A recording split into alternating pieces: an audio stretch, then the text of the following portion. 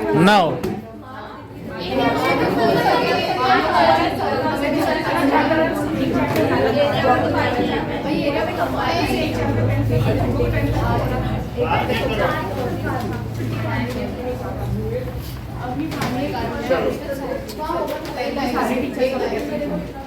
कल half day है, कल क्लास होगी सुबह। स्कूल वालों ने बताया था। अरे सर स्कूल को आना पड़ेगा। चलो ओके 11th क्वेश्चन। हाँ चलो है कुछ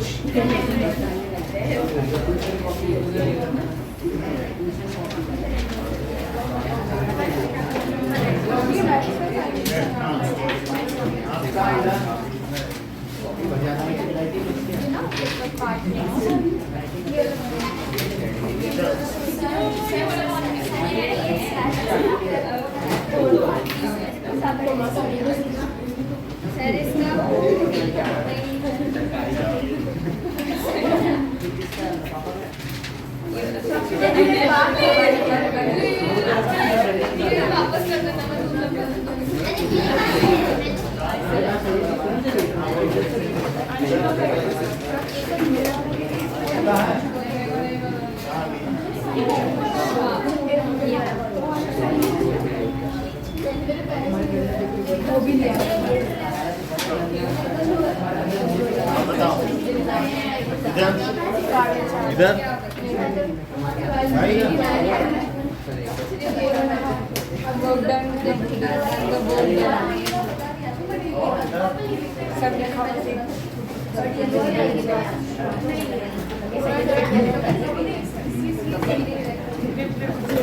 ज्यादा पीछे लगे तो इधर आके बैठ जाना, ठीक है। आपका क्या नाम है? पीयूष। तो आप इधर बैठ जाना अगर पीछे लगते हैं।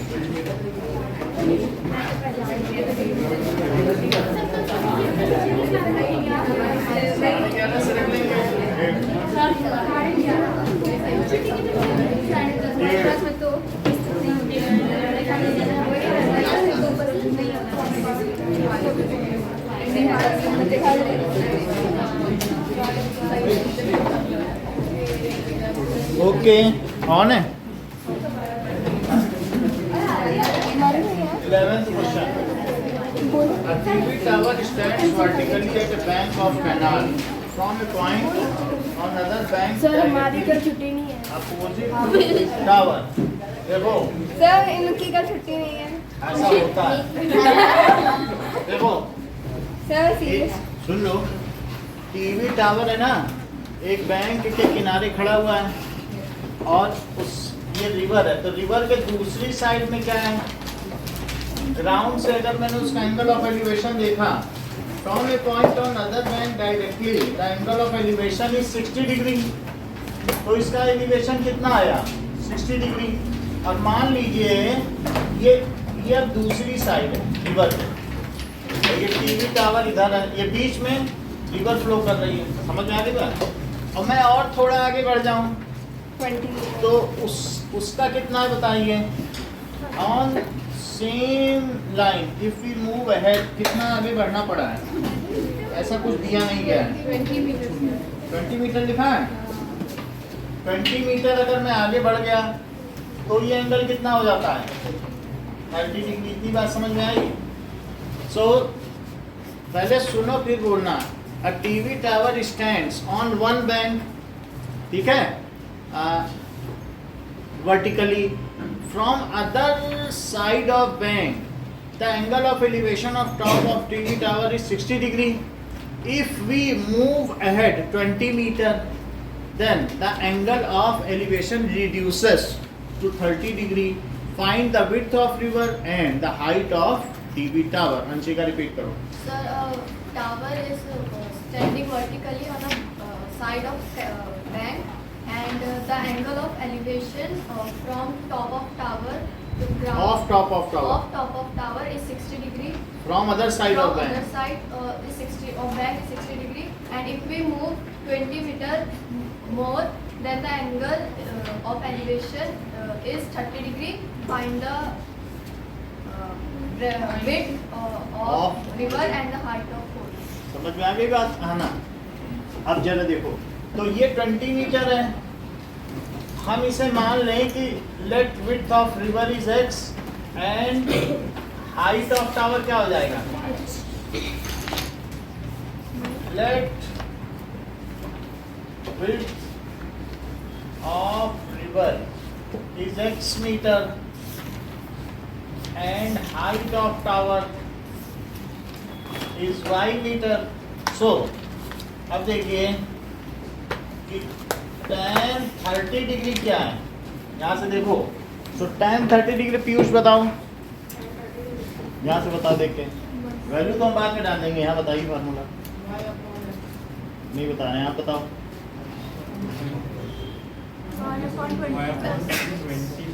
क्योंकि पूरा ट्रायंगल लेना होगा, पूरा बेस नहीं ले रहे हैं। सो y अपॉन ठीक है x प्लस 20 और tan 60 क्या है, यहाँ से देख के बताइए। y upon x। अब हम इन दोनों को आपस में क्या कर दें? डिवाइड कर दें, पहले जैसे किया करते थे।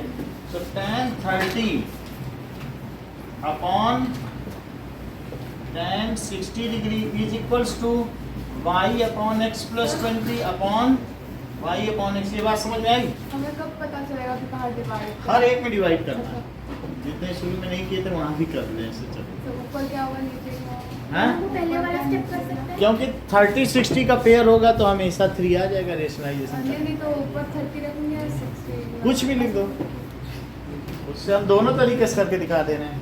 तो tan 30 की वैल्यू क्या लिखे बताओ?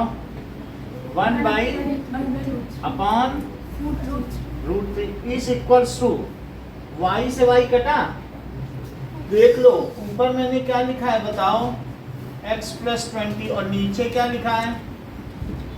तो y से y कट जाएगा कि नहीं कट जाएगा? तो अब यहाँ पर आएगा 1 अपॉन एक्स प्लस 20 और उसमें किससे डिवाइड है? 1 अपॉन एक्स। इतनी बात समझ आ गई?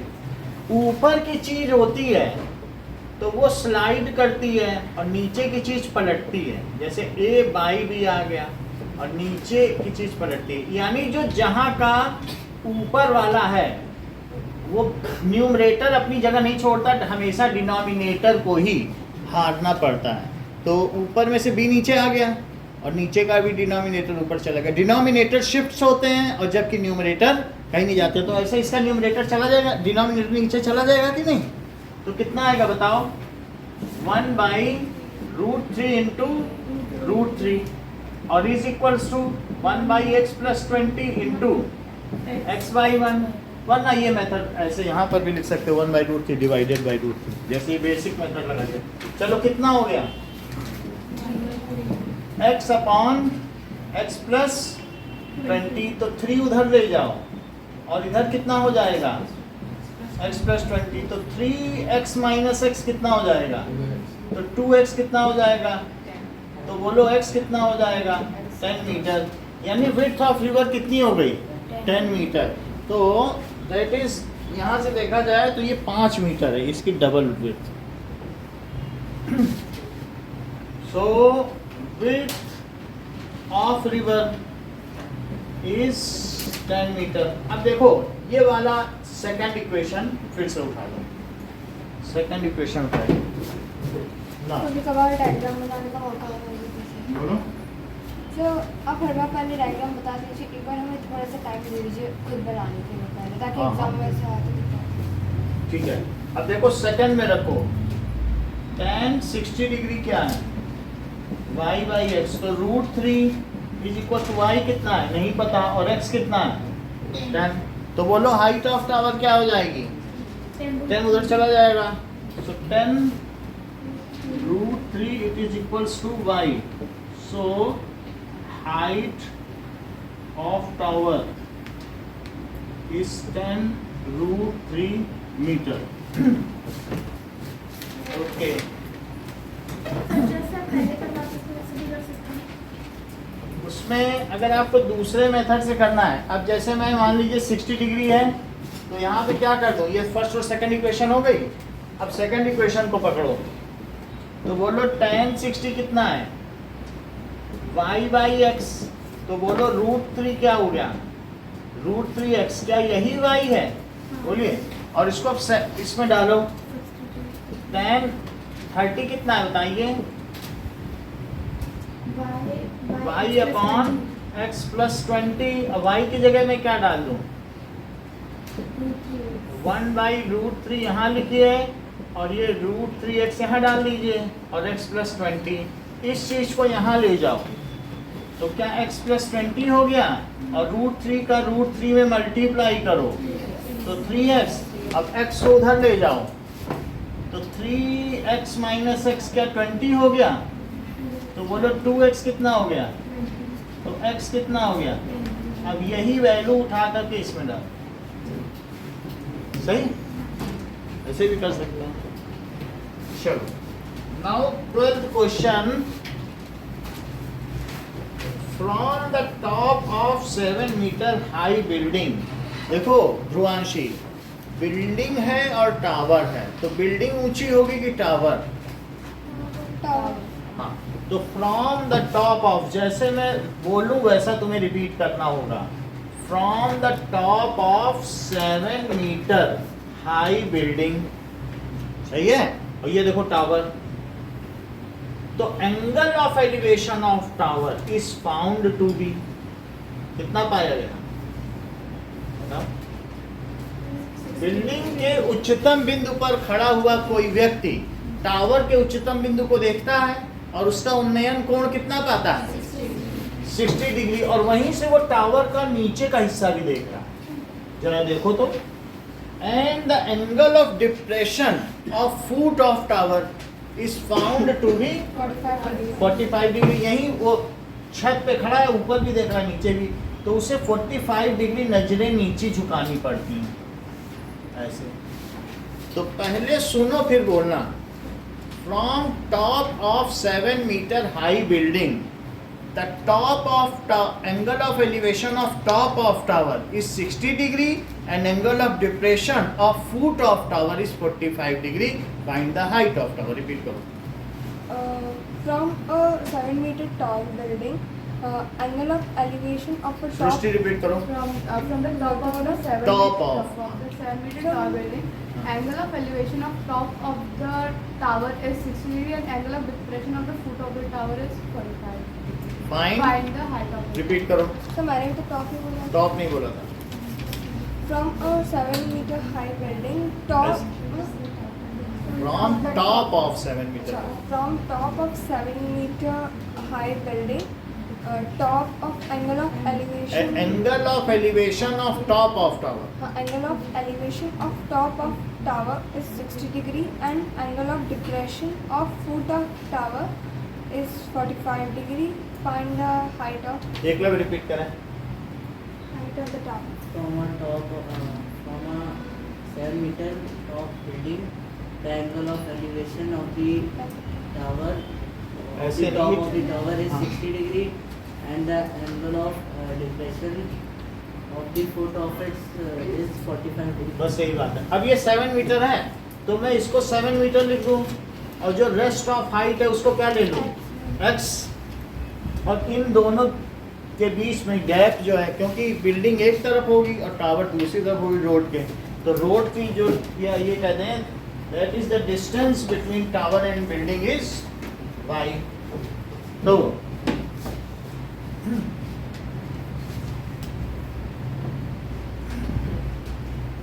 अब देखो let Eklavya, let height of tower क्या लिखूं?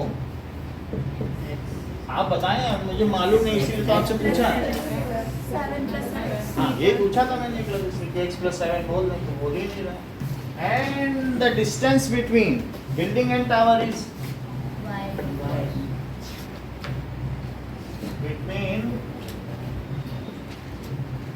Building and tower y metre, ये चीज है। तो देखो ये भी 90 डिग्री है और ये भी 90 डिग्री है। एक बार इस पे लगा दो ये, अच्छा इस पे लगाओगे तो ये बेस माना जाएगा क्योंकि एंगल यहाँ है ना, तो ये है। मतलब जैसे tan 45 लगाओगे तो ये परपेंडिकुलर ना, क्योंकि ये बेस है। उल्टा ट्रायंगल है ना ये, बेस पे ही तो व्यक्ति खड़ा होगा। सर क्योंकि ये दोनों लाइन पैरेलल है तो अल्टरनेट इनके एंगल करके नीचे वाला 45 चलो वो डिग्री कर दो, है। ये कह रहे हैं कि इसको 45 और कर लेंगे फिर- सर, और फिर हम सीधे पढ़ेंगे ये अल्टरनेटिव वैसे भी कर सकते। चलो tan 60 क्या है और tan 45 क्या है? देखो यहाँ से tan 45 सुप्रिया क्या है? आप बताइए, मालूम नहीं है। हाँ दिव्यांगी 7/y, तो 7/y और tan 60 जरा बताओ सुप्रिया, बोलो। वैल्यू ये y है तो ये भी y होगा क्योंकि पैरेलल खड़ी हैं, so that is x y y। यहाँ से देखें 1 is equals to, तो y is equals to, ये चीजें यहाँ रख दीजिए, √3 is equals to x y 7, तो बोलो x क्या हो गया? अब क्या लिख दें? That is the height of tower क्या हो गया ये बताइए? Height of tower is x plus 7 मानी थी और x खुद कितना पाया गया? 7 √3 और प्लस 7, और 7 यदि कॉमन ले लिया जाए, सही है, √3 + 1 मीटर। ना ये दोनों क्वेश्चन करें फिर आगे।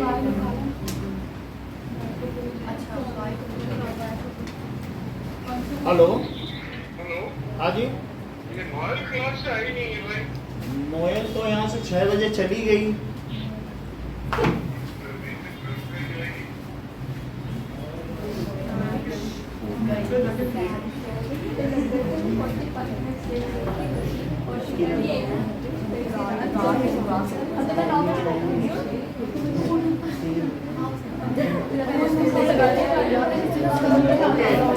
Now, ये दोनों क्वेश्चन कराएंगे, पहले अगले दो क्वेश्चन समझ लो। इतना समझ में आ गया तो अगले दो भी समझ लीजिए। 14th question, that is 13th question. The N as observed from 75 meter tall lighthouse from the sea level, the angle of depression of two ships. एक हमारे पास ऐसे लाइट हाउस है और लाइट हाउस और ये सी है, इसमें उसने देखा यहाँ से लाइट निकल रही, तो रात को क्या होगा, नेविगेशनल की जरूरत होती है। यहाँ से कोई व्यक्ति इस पे बैठा हुआ है तो वो देख रहा है कि एंगल ऑफ डिप्रेशन, एक शिप है दूसरा शिप है, ये एक शिप और दूसरा शिप, तो उसको एंगल ऑफ डिप्रेशन कितना पता चल रहा है। ये खुद 75 मीटर का है, लाइट हाउस है, प्रकाश स्तंभ, ये लाइट हाउस है और उसने दो शिप देख लिए, कितना डिप्रेशन है, एक है 30 डिग्री। तो ये बताओ सार्थक, दूर वाले के लिए 30 डिग्री बनेगा कि पास वाले के लिए? बहुत अच्छा बेटा, ठीक है, अभी सीख रहा है, ऐसे मत करो, उसको प्रमोट करो, वो जो भी है, ठीक है नहीं? तो ये देखो, जैसे जो दूर है उसमें 30 डिग्री और जो पास है उसमें कितना है, 45 डिग्री। ये है, तो ये 30 डिग्री है, तो यहाँ पर अल्टरनेट इंटीरियर एंगल कितना हो गया, 30 डिग्री, और 45 के लिए 45 डिग्री। फाइंड द हाइट, इसमें हमें क्या करना है, find the distance between two ships, इनके बीच की डिस्टेंस क्या हमें पता करनी है। तो इसको ले लो x और इसको ले लो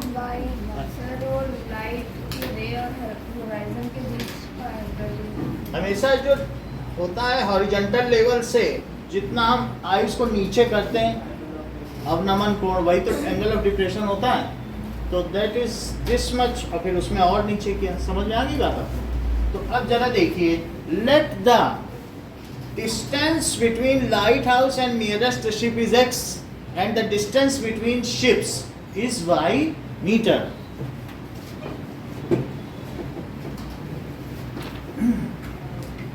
Now देखो,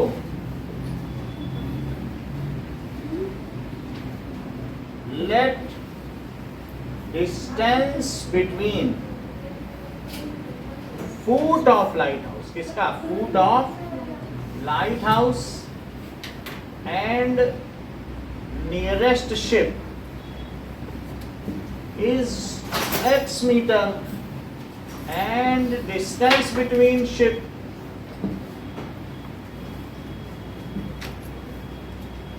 is y meter. इतना हमने ले लिया। अब देखिए, तो दो फार्मूला लगाइए। tan 45 सार्थक लगाइए। वन तो होता है, फार्मूला लगाओ।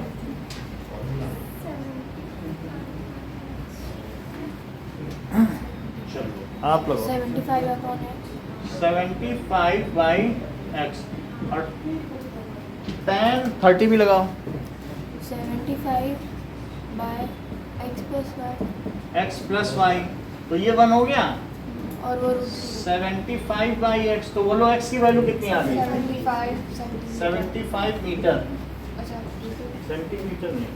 अब जरा देखो, फिर यहाँ से ये 1/√3 हुआ and that is equal to 75 by कितना हो गया? 75 प्लस वाई। क्यों? क्योंकि x की भी तो वैल्यू रखनी होगी। x को हाईलाइट कर लो, 75 70. सही है? हाँ बोलो। हाँ सर, आ गए. अब ये कट नहीं सकते, कैंसिल नहीं होते ना, फिर ये इधर ले जाओ। 75√3, तो बोलो y कितना हुआ? 75√3 और माइनस, तो y कितना हुआ? √3 minus 1 मीटर। तो distance between ship is 75√3 minus 1 metre. Distance between ships is 75√3 minus 1 metre. चलो अब आप लोग हमें 11 और 13 का दिखाइए। 11 का हल्के क्वेश्चन, ये थोड़ा ठीक है।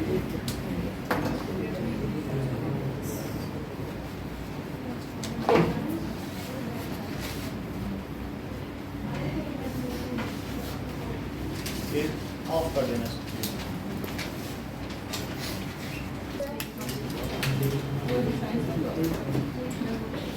क्वेश्चन है हाँ एक मिनट तो मेरे पास भी है. बोलिए। हाँ ऊपर से ले जाता है, नीचे से नहीं ले जाता है। हाँ ये गलत है। चलो आता होगा तभी आ रहा है। हाँ चलिए, बात ना करें। सो क्वेश्चन नंबर 14 जमा कर दो। A 1.2 meter tall girl. So this is 2 meter tall girl. तो ये बैलून को देखती है। 1.2 मीटर टॉल गर्ल स्पॉट से बैलून, तो उसको कोई बैलून दिख जाता है चलता हुआ, और वो हवा में उड़ता उड़ता बैलून आगे बढ़ जाता है। तो जब वो शुरू में देखती है बैलून, तो उसको कुछ एंगल ऑफ एलिवेशन दिखाई पड़ता है, फिर थोड़ी देर बाद उसका एंगल ऑफ एलिवेशन डिक्रीज कर जाता है। शुरू में ये 60 डिग्री है जब बैलून उसके पास है, और जब बैलून रिसीड्स दूर चला जा रहा है तब कितना हो गया? 30 डिग्री। इसकी खुद की हाइट कितनी है? 1.2 मीटर। और जबकि बैलून की ग्राउंड से वर्टिकल हाइट कितनी है? 18.2 मीटर। हमें ये माइनस करना होगा, तभी हमारा ये ट्रायंगल बनेगा। देख लो, अगर उसके साइट ऑफ ऑब्जर्वेशन यानी जहाँ से वो देख रही है उसके नीचे की हाइट इंपॉर्टेंट नहीं है, क्योंकि ये ट्रायंगल बन रहा है ना। तो 1.2 मीटर ये, तो 1.2 मीटर ये, तो ये 1.2 मीटर है। तो हम 88.2 में से अगर 1.2 मीटर कम कर दें तो कितना बचा परपेंडिकुलर? इस ट्रायंगल के लिए परपेंडिकुलर कितना बचा? Now this is 87 metre. इतनी बात समझ में आ गई। हमसे क्या पूछा गया है कि find the distance travelled by balloon. Let the distance travelled by balloon is x।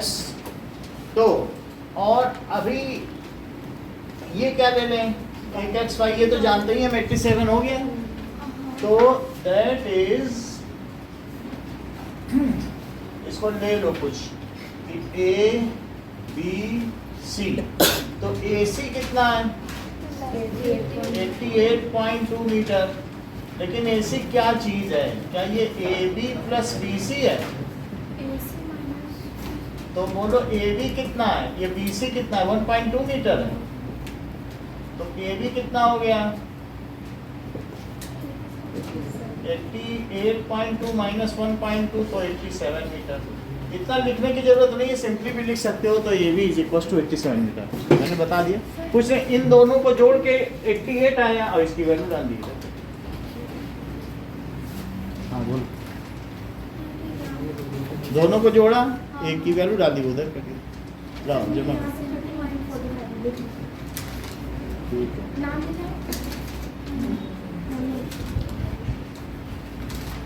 लाओ चलो जमा करो। देखा। अब देखो tan 60 क्या है, सार्थक tan 60 बताओ। यदि ये 87 है तो ये भी तो 87 ही हुआ, तो इसको भी 87 मीटर ले लीजिए। tan 60 वैल्यू बताओ सर 87 हाँ ऑन बाय सही बता रहे हो, 87 बाई वाई। और इसकी खुद की वैल्यू सर √3/2 कितना चलेगा? ऐसे मत करा करो तुम लोग, ऐसे डिमोरलाइज हो जाते हैं। बोलो वाह क्या बताया, मजा आ गया, ऐसे करा जाता है। अब देखो √3 तो सभी बताते हैं, कोई नयापन नहीं चाहिए क्या। अब tan 30 बताओ। सर tan 30 1/2 हाँ हाँ ठीक है, चलने दो ना, बताने। हाँ फिर तुमने किया, ऐसे तो गलत आदत है। हाँ बोलो। हाँ बोलो। 87/x + y। इतनी बात समझ आ गई। वैल्यू तो बता रहा है, कम से कम कोई किसी से पूछना tan 30, वो कहता है कोल्ड ड्रिंक। उसमें ऐसे भी होता, और कम से कम वैल्यू बता रहा है। उन चीजों के बारे में भी सोचो कभी। तो ये y की वैल्यू आ गई 87/√3। y यहाँ ले गए तो √3 नीचे आया। अब देखो इतनी बात समझ आ गई। इसको रेशनलाइज करो, √3 और यहाँ भी। अच्छा ये बताओ 87 √3/3, 3 से जरा इसे काटोगे तो क्या आएगा, क्या 29? तो 29 √3 हो गया, 29 √3 मीटर। इस y की वैल्यू वहां डाल दो। और tan 30 की वैल्यू कितनी होगी 1/, और ये 87/x प्लस y कितना आया बताओ।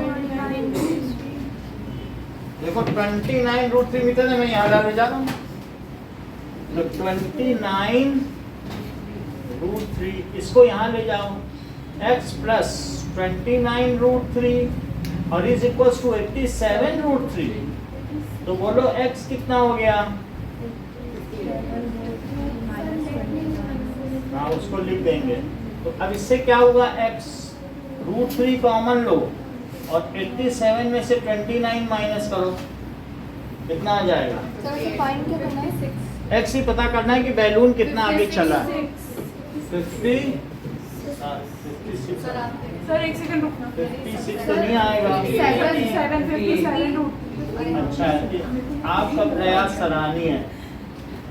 ठीक है 17 है तो 8 आ जाएगा। उसने 2 बार बताया, कम से कम कुछ तो ठीक बताया है ना।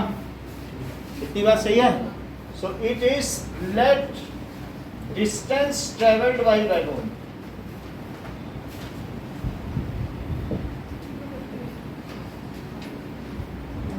is equals to x metre. इतनी बात है। So balloon has travelled 58 √3 metre distance. ठीक है।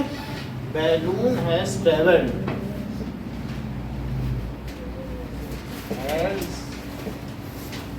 58√3 meter distance. Now 11:45 से कल आपकी क्लास होगी और 1:45 तक इलेक्ट्रिसिटी की। 12 बजे छुट्टी हो जाएगी। तो 12 से और सर मेरा तो कोई हाफ डे नहीं है 12 बजे आ पाओगे फिर? सर मेरा तो हाफ डे नहीं है 15 सर इनकी तो ओके, छुट्टी ही नहीं है ठीक है। सर। छुट्टी नहीं है तो फिर हम इलेक्ट्रिसिटी की नहीं करेंगे, मैथ्स जिससे नहीं इनका सर, आप इलेक्ट्रिसिटी इलेक्ट्रिसिटी कर लो मैं नहीं, छुट्टी ले लूंगी। छुट्टी ले लेंगे सर, टीचर भी है कुछ नहीं इसीलिए हम कह रहे थे बना देंगे क्योंकि टीचर्स डे में उतनी पढ़ाई नहीं होती ना। बच्चे ही चलो तो फिर जल्दी जल्दी खत्म हो जाएगा हमारा सिलेबस, काम बन जाएगा। Okay 15th question. 15th question देखो। A state highway leads to the foot of tower.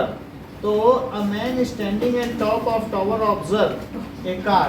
एक हाईवे है और ये एफिल टावर है और मान लीजिए यहाँ कार आ रही है और इसमें प्रवेश कर जाए तो ये देखो ये कार आ रही और इसके ऊपर एक आदमी बैठा हुआ है।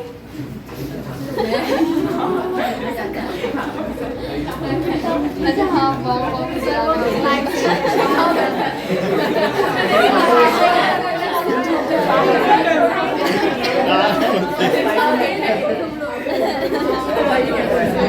और फिर अब इस कार को देखता है और फिर इसके बाद एक कार इसके फुट ऑफ टावर की ओर आ रही है। उसके बाद उसने क्या देखा कि शुरू में उसको 30 डिग्री एंगल ऑफ डिप्रेशन दिखा। तो दिस इज इसके लिए गद्दी बना दी टावर की।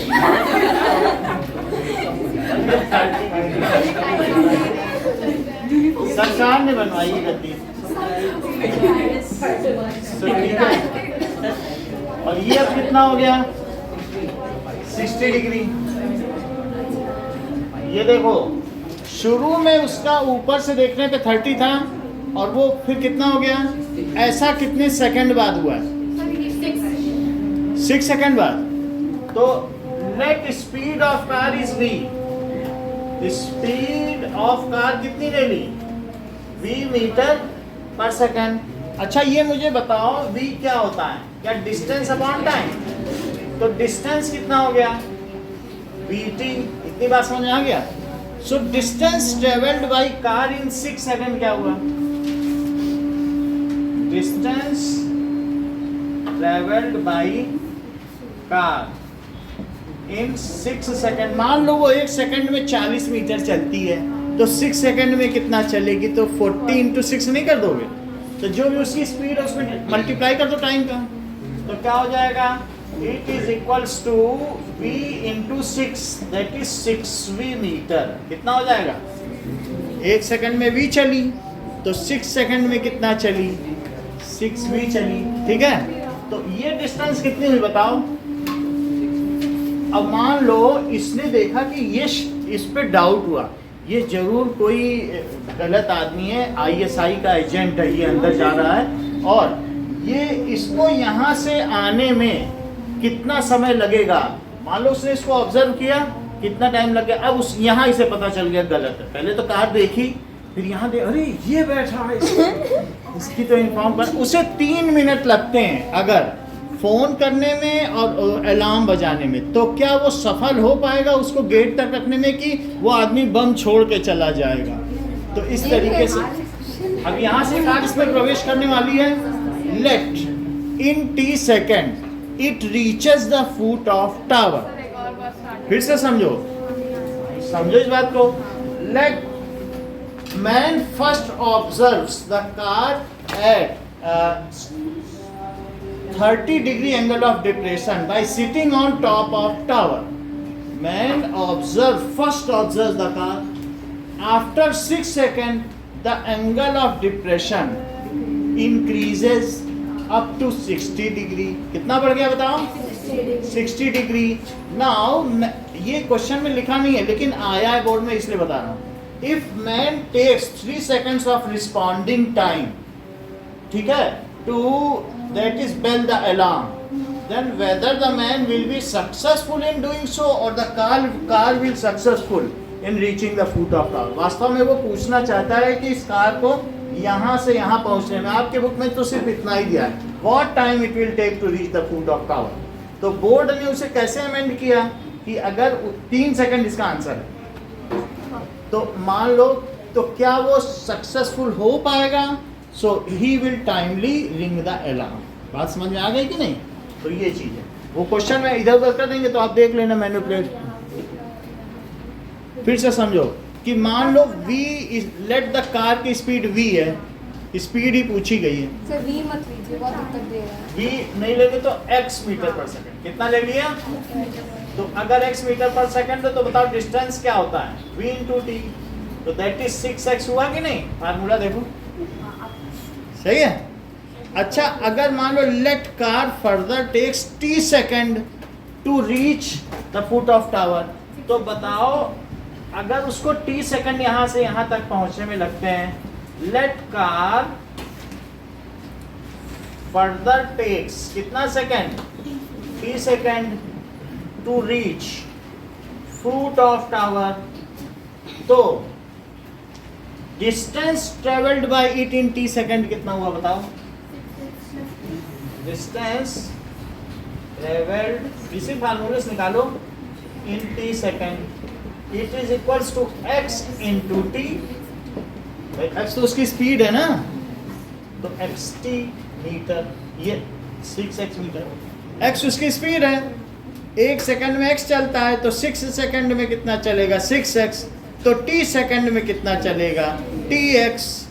6x और tx हमें मालूम नहीं ना कितने समय में चलेगा. मान लो t समय में पहुंचता है तो बोलो t सेकंड में कितना चलेगा? tx या xt, सही है. और 6 सेकंड में कितना चला? 6x, सही है. 6 सेकंड में 6x और t सेकंड में tx. डिस्टेंस तो निकालना जानती हो कि नहीं? अब चलो, अब कुछ और भी बातें कही गई हैं. अगर ये 30 डिग्री है तो ये कितना हुआ?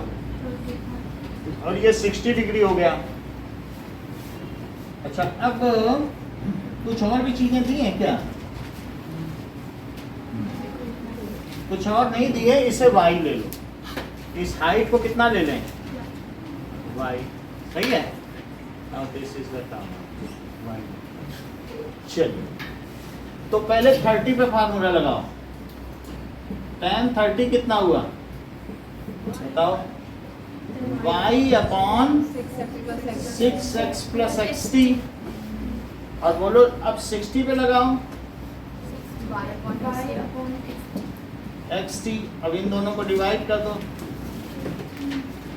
तो 1 अपॉन √3 अपॉन, और बोलो y upon 6 plus t into x, और अपॉन y अपॉन xt. ऐसा करने से क्या दो चीजें एलिमिनेट हो गई? ठीक है. अब जरा देखो, सो यहाँ पे क्या आ गया? क्या 1/3 आ गया क्योंकि √3 भी नीचे सरक गया. और यहाँ क्या आ गया? 1 अपॉन 6 प्लस t, दूसरा मेथड भी बताऊंगा, और अपॉन 1/t. ऊपर की चीज सरकती, नीचे की चीज पलट जाती है, तो क्या होगा बोलो? 1/3 is equals to 1 upon 6 plus t और इंटू t बाई, तो यहाँ से क्या आ जाएगा? 1/3 is equals to t upon 6 plus t. तो 6 प्लस t क्या आ गया?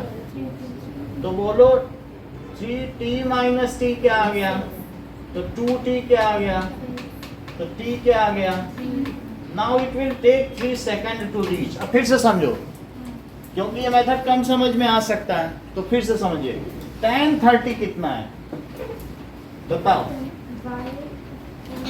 tan 30 degrees y upon 6x plus xt, ये दूसरा मेथड है। और में अच्छा ये बताओ कि tan 30 1 अपॉन रूट 3 है और इसे y अपॉन x और 6 प्लस t लिया जा सकता है क्या? अच्छा अब यहाँ देखो फिर tan 60 भी बताओ।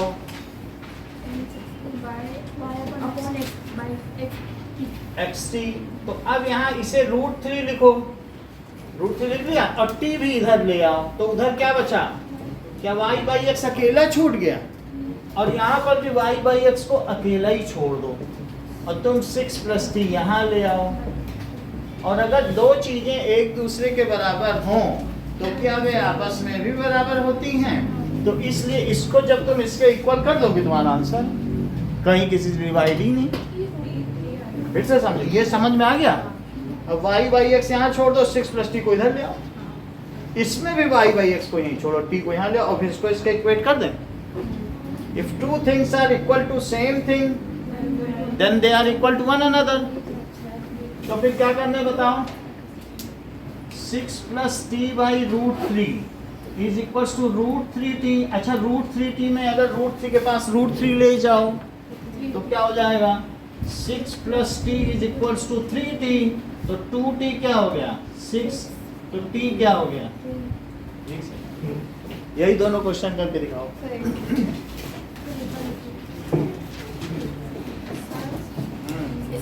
हमने जो x कट किया है वो कॉमन लेके किया है 6 प्लस t। देखो x तो कॉमन लेके ही कट होगा, हमने कॉमन लिया तब काटा, और नहीं तो ये y बाई x वहीं छोड़ दो, आराम है, कहीं कुछ नहीं, इसमें फंसने वाली कोई बात ही नहीं।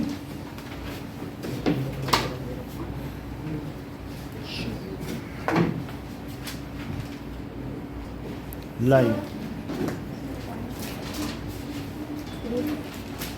नाउ एग्जाम्पल नंबर 3 पे आओ। एग्जाम्पल नंबर 3 says that एक चिमनी है and the angle of observation, तो ये एक चिमनी बनी हुई है और इसमें एक बॉय इसको देख रहा है चिमनी को, तो बॉय की भी कुछ हाइट, ठीक है, तो यहाँ पर वो कितना हाइट है इसकी? 1.5 मीटर, और वो कितनी दूर खड़ा है?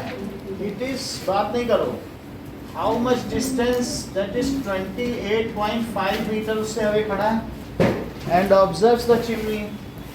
तो चिमनी के टॉप मोस्ट पॉइंट को देखने पर उसका एंगल ऑफ एलिवेशन कितना आता है?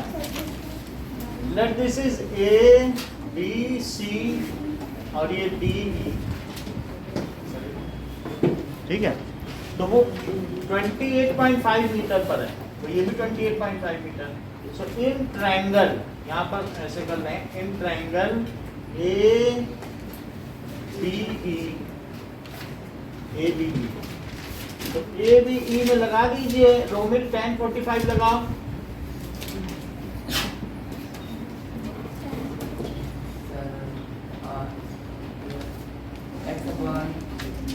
जो है अभी इसमें जितने डायमेंशंस है जो उसी से लगाओ, सार्थक लगाओ tan 45।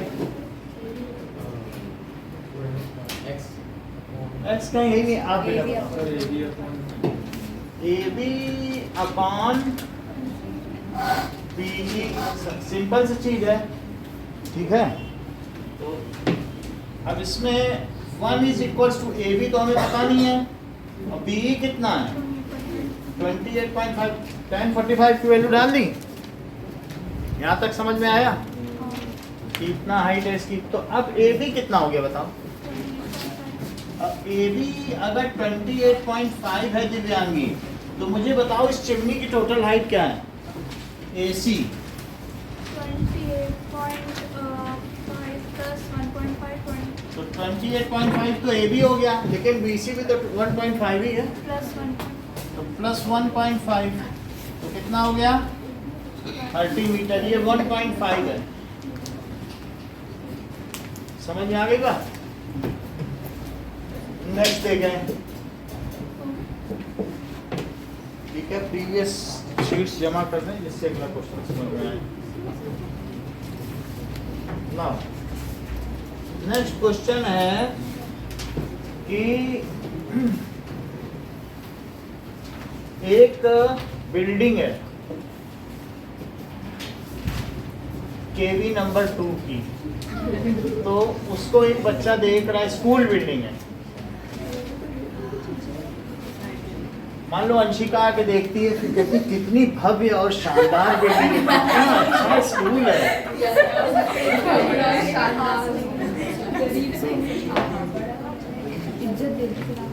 तो फिर वो बताती कि तुम लोग का स्कूल तो बहुत अच्छा है।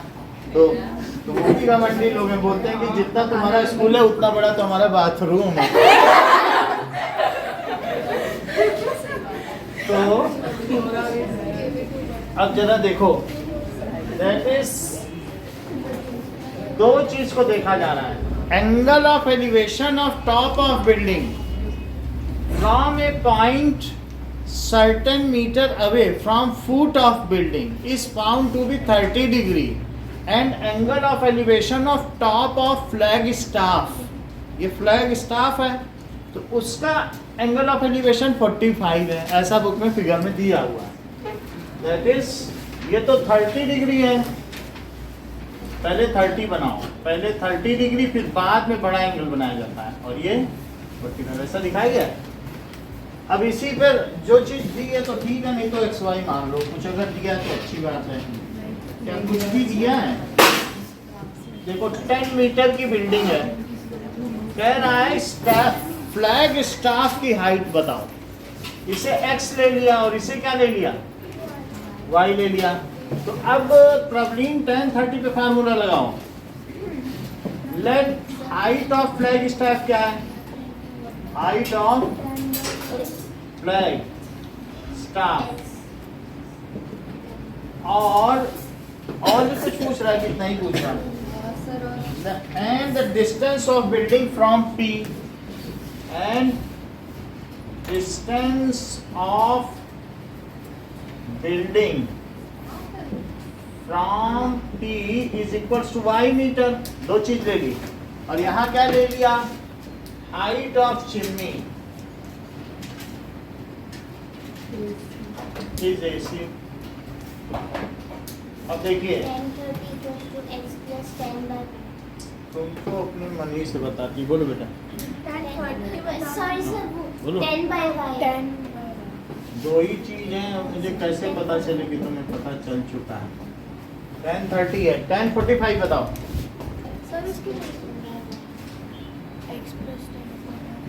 x प्लस सही है, तो 10:30 की वैल्यू रखिए, 1/√3 10/y, तो y कितना हो गया, 10√3। y कहाँ से आ जाएगा, ये ऊपर चला गया, ये ऊपर चला गया, तो y की वैल्यू वहां रख दें।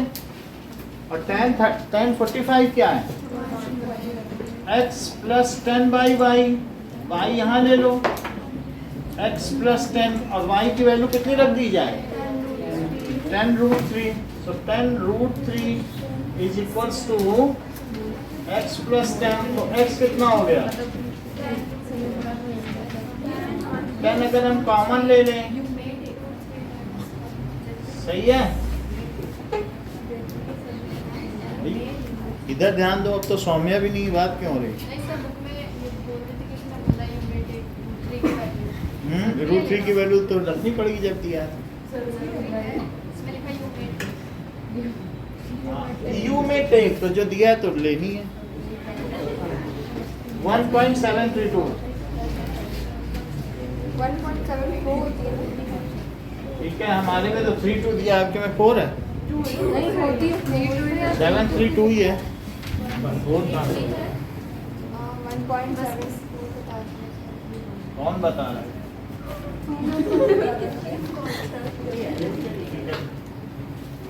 कितना,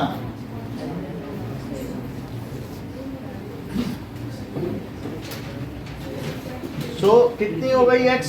that is the flag stock हो गया 7 मीटर को, 2 मंजिला तो फ्लैग है, तो उसमें भी डालनी पड़ेगी ना। समझ में आ गई। और y निकालना है, तो y कितना है 10 इंटू 1.732, तो ये भी डाल दो, तो y कितना है बोलो, दैट इज 17.32 10 से मल्टीप्लाई हो गया। 17 मीटर की बिल्डिंग है तो कितने मंजिल की स्कूल है? क्योंकि स्कूल के बड़े बड़े कमरे होते हैं तो 4 मंजिल का तो स्कूल होगा, 4 मीटर ले लो, ये तो 3-2.5 मीटर है, बहुत हाइट होती ना स्कूल में, 4-4 मीटर का ले लो तो 4 मंजिल का होगा।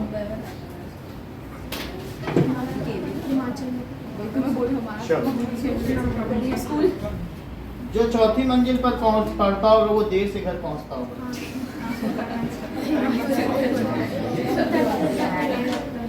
एग्जाम्पल 5, नाउ एग्जाम्पल 5 लीजिए। ए शैडो ऑफ टावर स्टैंडिंग, ये एक टावर खड़ा है और मान लो कि सन का एल्टीट्यूड, यहाँ सन है तो सन का भी तो एंगल ऑफ एलिवेशन होता है जमीन से, देखो तो जो सन का एलिवेशन है वही टावर दिखाई पड़ेगा, क्योंकि सन की रेज यहाँ तो नहीं पहुंच पाएंगी, यहाँ से रिफ्लेक्ट हो जाएंगी, तो टावर की शैडो कितनी बनी, इतनी बनी क्या?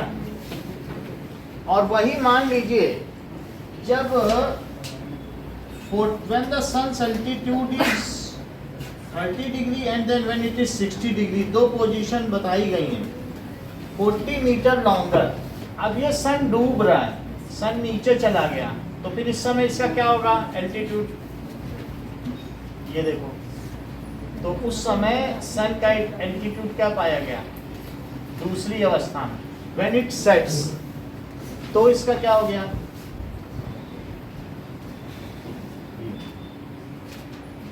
ये इसका हो गया। यहाँ तक बात हो गई, ठीक है।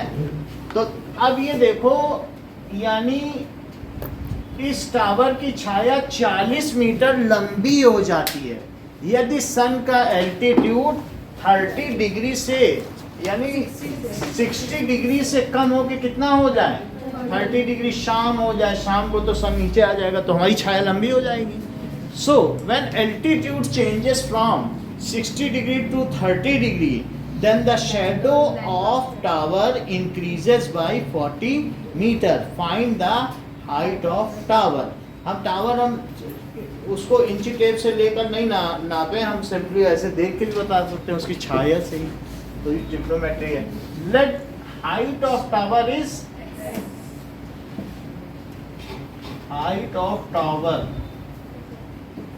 x मीटर, और इसको अपने मन से y मान लो।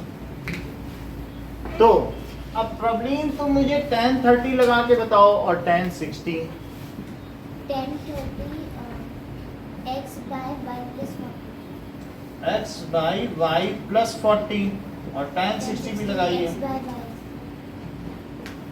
x by y, so 1 by root 3 is equals to x by y plus 40, और root 3 क्या हो गया, तो x कितना हो गया, y रूट 3, ये वैल्यू अब रख दीजिए, y रूट 3 इसमें रख दो, 1 by root 3 is equals to y root 3 और अपॉन y प्लस 40, ये रूट 3 वहां चला जाएगा। कहाँ से बताएं बोलो, बताओ वो तो हम बता देंगे फिर से। कौन सा क्वेश्चन है, क्वेश्चन बोलो वो भी बता दें।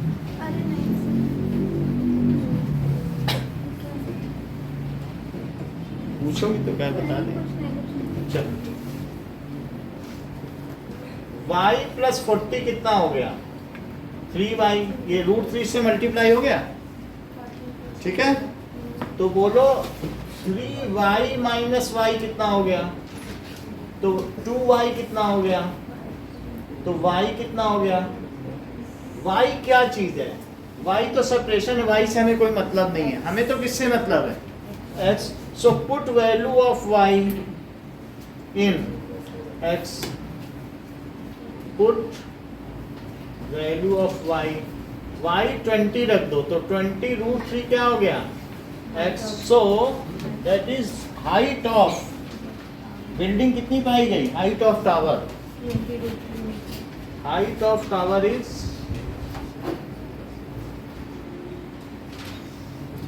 20√3 मीटर। सिर्फ यही पूछा गया है। नाउ क्वेश्चन नंबर 6 देखो।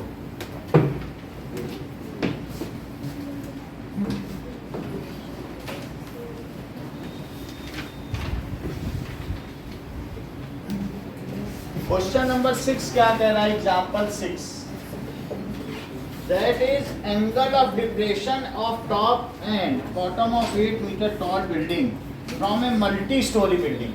अब एक मल्टी स्टोरी बिल्डिंग से कोई छोटी बिल्डिंग को देख रहा है और उसके टॉप मोस्ट पॉइंट को भी देखता है और बॉटम मोस्ट पॉइंट को भी देखता है, और ऐसा करने पर उसको अपनी नजरें कितनी झुकानी पड़ती हैं? देखो, दैट इज 30 डिग्री और 45 डिग्री। देखिए, angle of depression of top and bottom of A building when observed from top of multi-story building is found to be 30 degree and 45 degree। बता सकती हो? हाँ, फिर से एक बार बोलें। एंगल ऑफ डिप्रेशन, ठीक है, of top and bottom of A building when observed from top of multi-storey building is found to be 30 degree and 45 degree respectively। The angle of depression of a building when observed from building तो पूरी है, उसमें आप बोलो। the angle of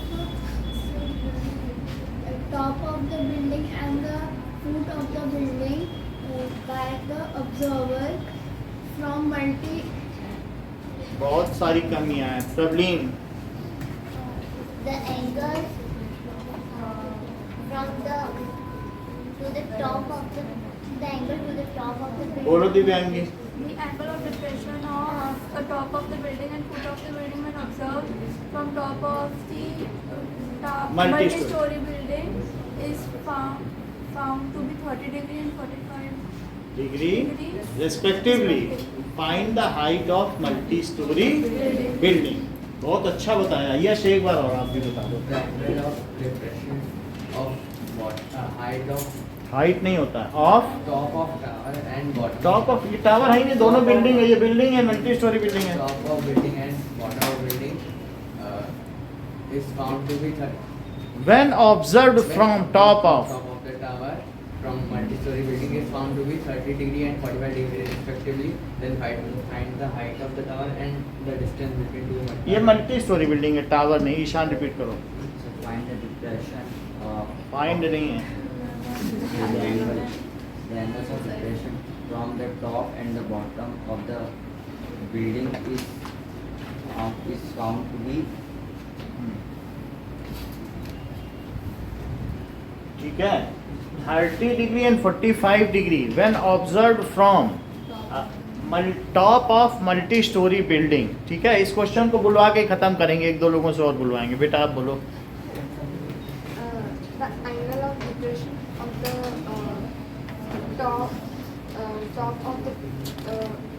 top of the Srishti, building हाँ, and bottom of the building is observed from observer by tall multi-story building is 30 degree and 45 degree respectively.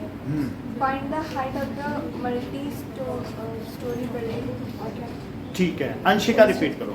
the angle of depression of top and bottom of a building when observed from top of multi-story building is found to be 30 degree and 45 degree respectively. आप भी बेटा repeat. The angle of depression of the top and bottom of a multi-story building. ऐसा नहीं, पिया नहीं repeat. The angle of depression of the top and bottom of a tall building from the top of multi-story building are 30 degree and 45 degree respectively. Find the height of the multi-story building and the distance between the two buildings. बस इतना ही।